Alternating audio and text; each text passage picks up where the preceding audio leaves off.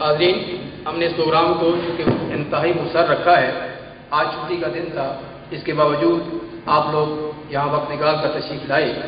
ہم آپ کے انتہائی مشکور ہیں۔ خصوصاً ٹیکسلا اور ہاتھا سے تشریف لانے والے مہمان گرامی کا ہم شکریہ ادا کرتے ہیں کہ وہ اپنے قیمتی وقت سے کچھ کڑیاں نکال کے یہاں تشریف لائے۔ اس سے پہلے کہ میں اس تقریب کے صدر کو جناب سید اختر صاحب کو یہاں دعوت کلام دوں، میں آج کے دن کی مناسبت سے، اس موضوع کی مناسبت سے ایک احمد ندیم قاسمی کی نظم ہے: خدا کرے کہ میری عرض پاک پہ اترے وہ فصل گل جسے اندیشہ زوال نہ ہو، خدا کرے کہ میری عرض پاک پہ اترے وہ فصل گل جسے اندیشہ زوال نہ ہو، یہاں جو پھول کھلے وہ کھلا رہے صدیوں،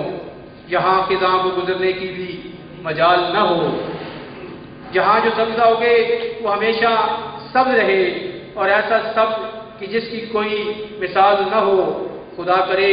نہ خم ہو سرے وقار وطن، خدا کرے نہ خم ہو سرے وقار وطن، اور اس کے حسن کو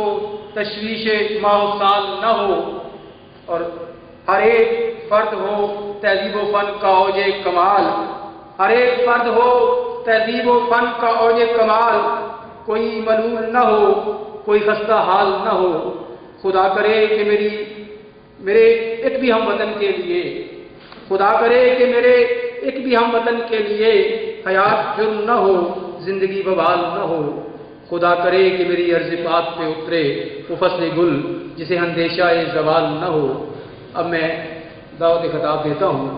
اس تقریب کے صدر اور سپریم کورٹ بار ایسوسیشن کے نائب صدر سید اختر ایڈوکیٹ صاحب سے کہ وہ تشریف لائیں اور اپنے خیالات سے نوازیں۔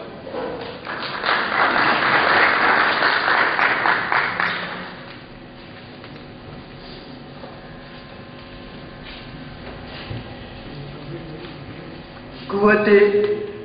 عشق سے ہر پست کو بالا کر دے، قوت